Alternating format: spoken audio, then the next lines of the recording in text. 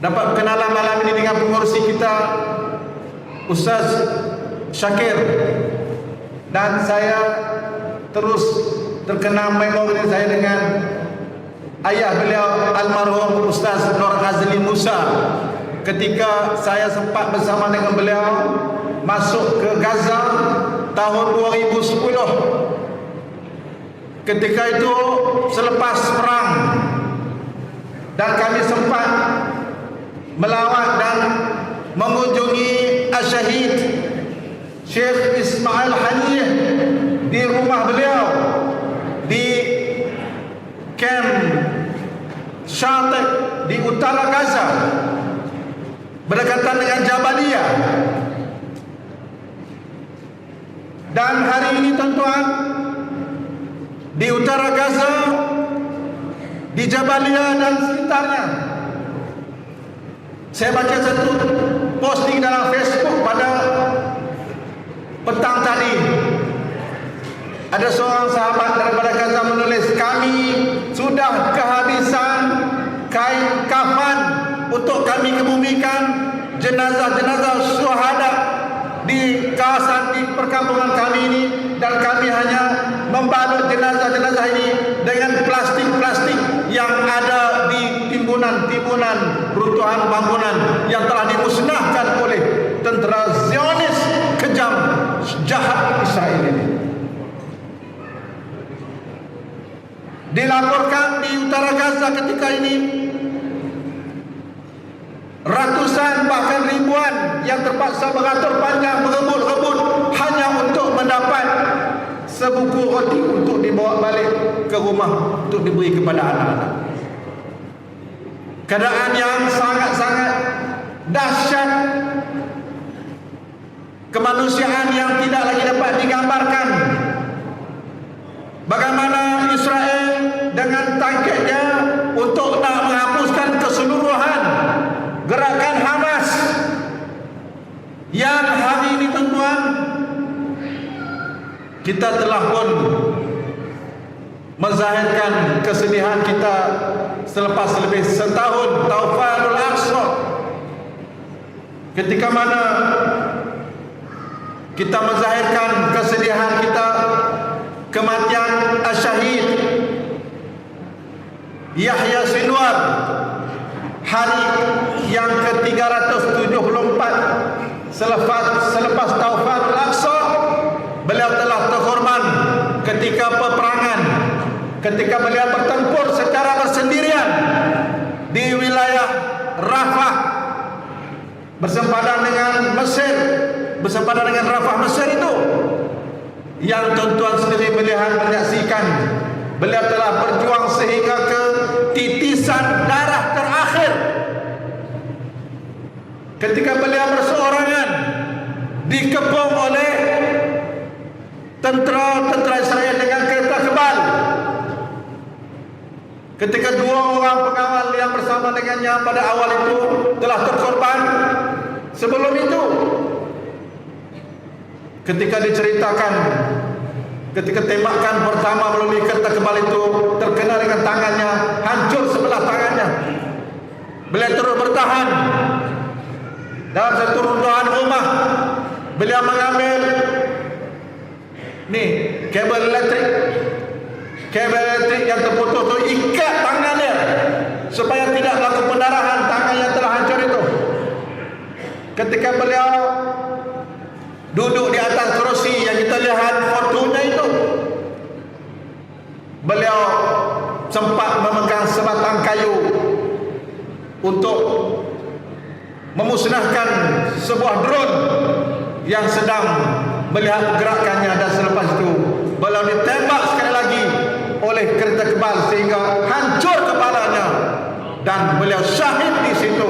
Di ketika mana beliau menyatakan, hadiah yang paling besar daripada musuh aku untuk aku, yaitu ketika aku dibunuh sebagai seorang syuhada mempertahankan bumi Palestina dan Baitul Maqdis. Dan peristiwa ini. Begitu juga peristiwa pembunuhan pimpinan-pimpinan yang sebelumnya, Ismail Haniyeh yang disebut oleh Muazzadi, Syekh Ahmad Yasin, Abdul Aziz Rantisi. Mereka semuanya telah pun dirakamkan oleh Allah Subhanahu wa taala di atas sikap mereka, di atas pribadi mereka sebagai seorang mukmin yang disebut oleh Allah, a'udzubillahi minasyaitonir rajim, minal mu'minina rijalun sadaqu ma ahadullah alaihi faminhum man qada nahbahu wa minhum man yantazir wa ma badalu tabdila. Di antara orang-orang mukmin itu ada orang-orang yang menepati apa yang telah mereka janjikan kepada Allah, maka di antara mereka ada yang gugur, dan di antara mereka ada pula yang menunggu-nunggu dan mereka tidak merubah janjinya. Dan Allah menyaksikan kepada kita. Saya sempat bersama dengan Wabi Wan Ahmad Faisal, kami pergi untuk solat jenazah Syekh Ismail Haniyeh bersama dengan saudara Muaz dan pimpinan-pimpinan di sini di Malaysia, di Doha, di Qatar pada 1 Ogos yang lalu. Tuan-tuan, dalam satu laporan oleh satu pertubuhan Islam di London, beliau menyatakan inilah sejarah dunia moden ini. Dalam rekod sejarah manusia, seorang pejuang, seorang manusia yang kematiannya disolatkan oleh jutaan manusia di seluruh dunia. Kami sempat solat jenazah hari Jumaat hari itu, puluhan bahkan ratusan ribu di Doha, Qatar. Sebelum itu lebih 1 juta rakyat di Tehran solat jenazah untuk Syekh Ismail Haniyeh, dan jutaan yang solat jenazah gaib di seluruh dunia, termasuklah di Turki, di negara Arab, kita di Malaysia, di Indonesia dan sebagainya. Dan kematian mereka sedikit pun tidak melemahkan perjuangan Hamas dan kita di sini sebagai suatu pertautan ukhuwah, perjuangan yang sangat panjang yang disebut tadi, bahawa apa yang berlaku pada hari ini adalah antara rentetan-rentetan keyakinan yang dipegang oleh pimpinan Hamas yang disebut oleh Syekh Ahmad Yasin. InsyaAllah beliau menyebut paling lewat tahun 2027 kemenangan kemerdekaan mutlak untuk rakyat Palestin dan seluruhnya untuk membebaskan Masjidil Aqsa. Tuan-tuan dan puan Allah sekalian, tadi banyak diceritakan juga apa yang sedang berlaku di negara kita. Kemarin dengan tak semena-mena Parlimen maklum ada sesi penerangan oleh Yang Amat Berhormat PMX berkaitan dengan Palestin. Rupanya dia nak beritahu, dia nak pergi Riyadh, katanya nak pergi OIC Summit. Okeylah, kita dengarlah keterangan beliau, dan saya diberi tanggungjawab untuk berbahas di pihak Perikatan Nasional. Dan saya menyebut beberapa perkara yang saya nak tambah tadi ada disebut oleh Wabi Wan Ahmad Faisal. Saya mengatakan kerajaan Malaysia mesti konsisten memperjuangkan Palestin seperti mana rakyat Malaysia. Jangan berubah-ubah. Saya sebut jangan dianggap seperti mana tangan kanan kita beri susu kepada anak-anak di Gaza, tapi tangan kiri kita beri pisau kepada musuh, kepada rakyat Palestin itu, yaitu Israel. Tidak boleh terima sama sekali apabila kerajaan buat keputusan untuk dengan secara sukarela, tidak ada paksaan, jual saham MAHB kepada GIP BlackRock. Dan jelas tuan-tuan, hari itu dah dijelas apa tu diumumkan oleh BlackRock sendiri, dia ada menguasai GIP. Dan dalam laporannya yang tadi diceritakan oleh Wan Fazil, saya tambah sedikit maklumatnya, ya. BlackRock ni tuan-tuan, dia kuasai GIP yang beli saham MAHB, dan BlackRock juga dia telah menguasai satu company yang real bisnes dia jual senjata kepada Israel, jual macam-macam, termasuklah jet-jet pejuang tentera jahanam Israel ini. Dan syarikat Lockheed Martin ini saham terbesarnya adalah daripada BlackRock. Dan tidak ada keraguan lagi. Maknanya kalau kita sudah membuat keputusan jual saham kepada BlackRock, kita sudah pun secara langsung memberi sokongan kepada Israel. Sebab ini sangat bahaya. Dan kalau kerajaan tak buat, maknanya keputusan untuk maknanya merombak balik, lepaskan balik saham ini, saya menyatakan kerajaan sememangnya tidak pun konsisten dia ataupun bersungguh dia untuk mempertahankan negeri Palestin. Jadi tuan-tuan, kita kena cerita kepada rakyat ini yang sedang berlaku. Kenapa kerajaan ambil tindakan dan keputusan yang mengecewakan seluruh saudara-saudara kita di Gaza, mengecewakan pimpinan-pimpinan Hamas yang mereka mewakili kita, yang berjuang habis-habisan, yang mereka pun telah pun memberikan darah mereka untuk Palestin. Jadi tuan-tuan, cukup dah tuan-tuan, saya nak akhiri sedikit bagaimana apa yang telah pun diungkap oleh pimpinan Hamas, Osama Hamdan, beberapa hari yang lepas. Osama Hamdan ni pernah datang ke Malaysia, pernah jumpa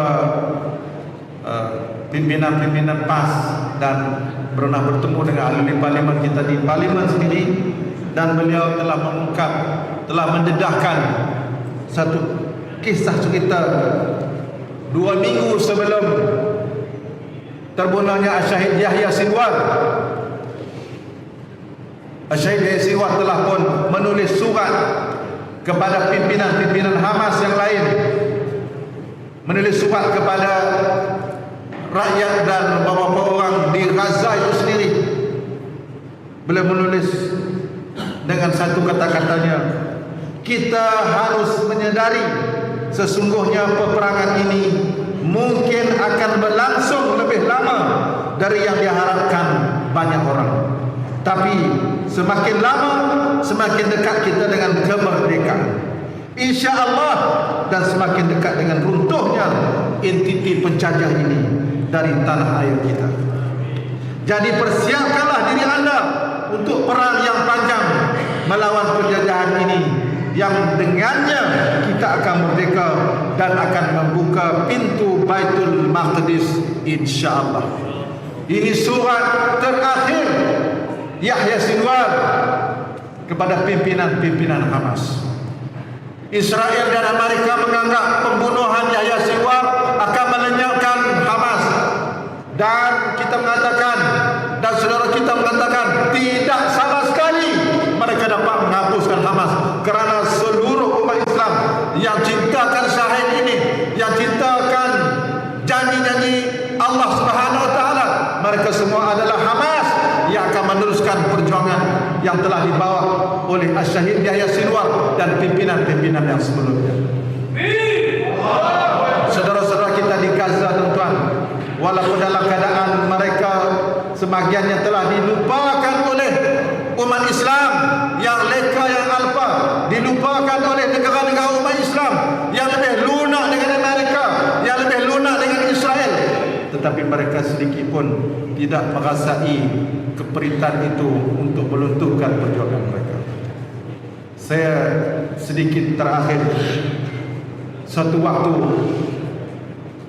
dalam lawatan saya ke Gaza lebih 10 tahun yang lalu, yang saya bersama Ustaz Nazli Musa, kami dalam lawatan itu bertemu dengan seorang anak muda yang beliau ini adalah murabitun yang sedang berkawal di sempadan di antara Gaza dan sempadan Israel.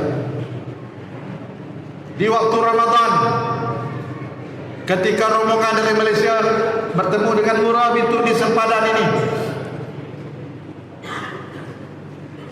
dalam waktu yang dalam cuaca ataupun dalam gelap malamnya itu, pemuda ini ketika kita tiga rombongan ini nak sampai di sempadan dan akhirnya bertemu mereka itu, pemuda ini bila kita nak salam dengan dia tak menyahut salam kita.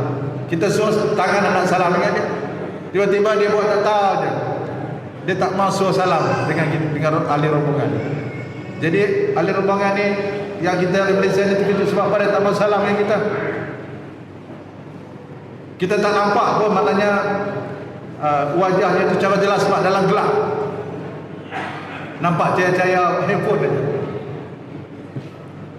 Lepas tu disedari oleh pemuda yang lain, dia betul beritahu, minta maaf, saudara depan kita ni matanya buta, dia tak nampak kita nak bersalam dengan dia.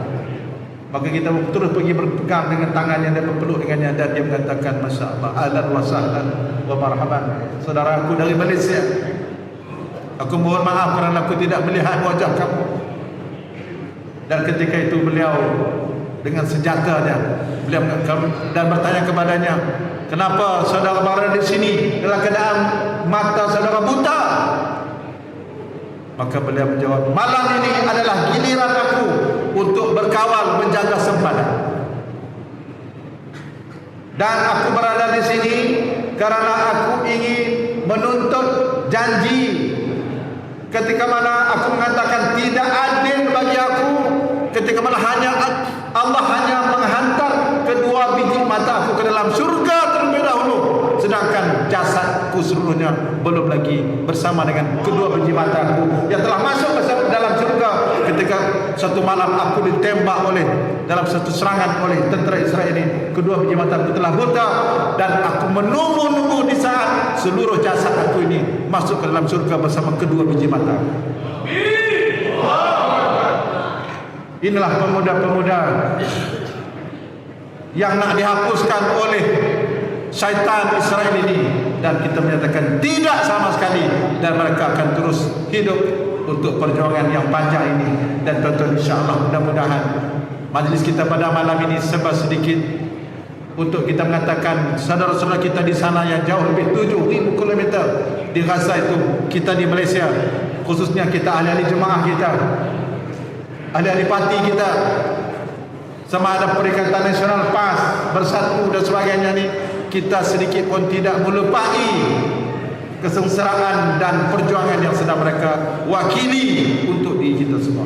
InsyaAllah tuan-tuan, mudah-mudahan keberkatan daripada Allah Subhanahu Wa Taala apa yang kita laksanakan, mudah-mudahan Allah terus memberi semangat dan kekuatan kepada kita, dan tidak lentur jiwa dan raga kita walaupun pelbagai cabaran dan halangannya, sama ada di pihak kerajaan yang ada hari ini dalam keadaan kita yang serba kekurangan. Namun kita meyakini apa yang kita lakukan ini insya-Allah akan dikira dihitung oleh Allah Subhanahu Wa Taala sebagai amal jariah kita, sebagai mata rantai perjuangan kita yang telah pun dipelopori oleh pimpinan-pimpinan yang terdahulu. Saya mohon maaf atas kekurangan kesilapan. Aku qouli hadza astaghfirullah. Assalamualaikum warahmatullahi taala wabarakatuh. Takbir.